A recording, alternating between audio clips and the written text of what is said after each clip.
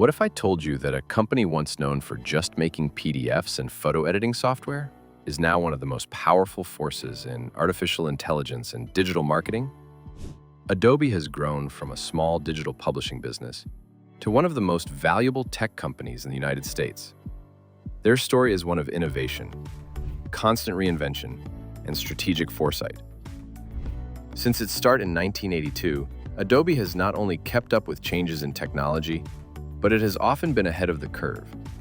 The company is now a leader in creative software, document management, AI innovation, and digital marketing. Its market value is over $200 billion, and its impact can be felt across industries and continents. The beginnings, how PostScript, Photoshop, and PDF came to be, 1980s, 1990s. In 1982, John Warnock and Charles Geschke, two former Xerox PARC engineers, started Adobe. They had a revolutionary idea. They wanted to make a programming language that could explain how text and graphics would look on a printed page, no matter what printer or platform was used. PostScript, which came out in 1985, was based on that idea. It quickly found a huge partner in Apple, which used it in the LaserWriter printer. Apple's desktop hardware and Adobe's PostScript worked together to start the desktop publishing revolution. Adobe moved quickly past PostScript. It came out with Illustrator in 1987, which is a vector images editor for Mac. Then, in 1980, Adobe licensed Photoshop, which was made by Thomas and John Knoll. The first version came out in 1990. Photoshop changed the way people take pictures, produce books, and design things. It turned into a word for many people, not just a tool. Following that were Acrobat and PDF, portable document format in 1993. It was hard to share papers between devices and operating systems at the time. PDF made this easier by letting files work on any device and keeping the layout intact. PDF was met with resistance at first, but it finally caught on with governments, businesses, and the public. It's now a standard for documents all over the world. Adobe had built two empires by the mid-1990s. One was creative software, with Photoshop and Illustrator, and the other was document technology, with Acrobat and PDF. Strategic acquisitions, adding more products, 1994, 2009. The people in charge at Adobe knew that new ideas wouldn't be enough to keep them on top. Strategic acquisitions were a big part of Adobe's long-term progress. When Adobe bought Aldus Corporation in 1994, it brought PageMaker with it. This made Adobe's desktop publishing suite stronger and added more tools to a single process. But when Adobe bought Macromedia for about $3.4 billion in 2005, it was the most important move. Thus, Adobe became the owner of Flash, Dreamweaver, and Fireworks. Flash was the most important part of web interaction at the time. It made online video, animation, and games possible. Dreamweaver was a powerful web development tool that expanded Adobe's reach into front-end web design and interactive media. After that, Adobe bought Omniture in 2009 for about $1.8 billion. Adobe saw the growing value of data-driven marketing and made this smart move. Omniture added powerful web tracking tools to Adobe's list of services, which laid the groundwork for what would become Adobe Experience Cloud. These purchases didn't just add new products. They also brought together the tools that marketers, designers, and developers use to make, promote, test, and improve their work. By the late 2000s, Adobe had bundled its most important creative tools into Creative Suite. This standardized its product line and made Adobe Creative Suite an essential tool for workers in business, design, and media, changing the way business is done. Creative Cloud and the shift to subscriptions, 2011, 2013.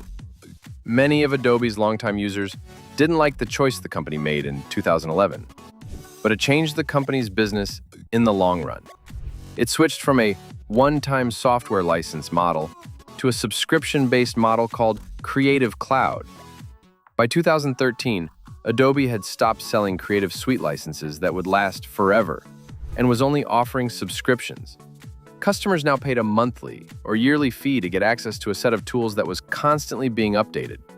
These tools included Photoshop, Illustrator, InDesign, Premiere Pro, and more. This model had a number of advantages. It stabilized revenue by making it predictable and steady the cash flow. Adobe could now deliver updates continuously instead of having to wait years for big releases. There was a lot less piracy because software was now activated in the cloud and controlled by Adobe IDs.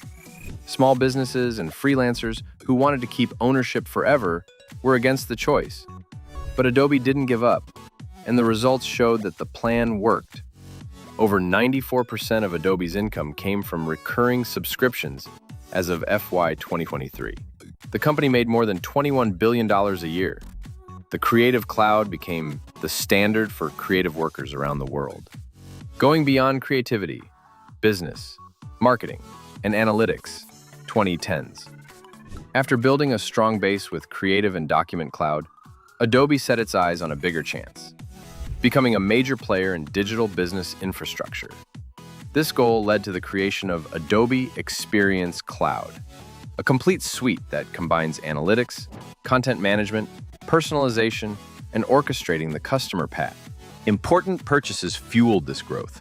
Adobe entered the e-commerce market when it bought Magento in 2018 for $1.68 billion. Magento let brands make online stores that could be changed and expanded.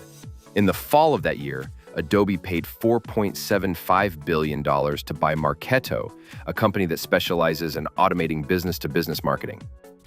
Adobe is now a full-stack digital experience provider, which means it can do everything from making content to delivering and optimizing it across digital media.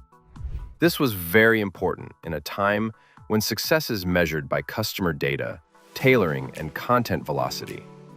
Adobe's digital experience segment made over $5 billion by Q4 2024, which was about 25% of the company's total revenue. This is a huge amount of money for a section that didn't exist 10 years earlier. Firefly, Sensei, and Creative Cloud 2 usher in the age of AI, 2021 the present. With the rise of creative AI and machine learning, Adobe moved forward with its next change. Adobe's AI approach is built into all of its products and is based on two main technologies. There is Adobe Sensei and Adobe Firefly. Adobe Sensei, which came out in 2016, is a platform for AI and machine learning that powers things like Adobe Photoshop has smart tagging and picture cropping, Experience Manager has smart fill and automatic masking. Adobe Analytics has predictive analytics and customer insights. And that being said, Adobe's most well-known AI creation was Firefly, a generative AI model for creatives that came out in 2023. Firefly lets users use easy text prompts to make images, text effects, vectors, and even different versions of designs. Adobe made Firefly commercially safe for enterprise use by training it on licensed and public domain material. This is different from other products on the market. Firefly was quickly added to Photoshop, Illustrator, Express, and Premiere Pro, which made the creative features work without any problems. Firefly made more than 70 million images in its first month. By mid-2024, that number had gone over 8 billion.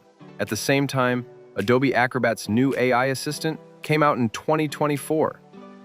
It lets business users analyze, summarize, and navigate large document libraries, opening up a powerful new layer of workflow for industries that use a lot of documents. Adobe's early and professional-level AI tools strengthen its position as a leader and make it harder for new competitors to catch up. Financial performance, sales, profits, and market value. Adobe's financials show how well its strategy worked. The company made 21.5 billion yen in FY 2024, which is 11% more than the previous year. Its recurring revenues were 16.8 billion for digital media and 5.4 billion for digital experiences.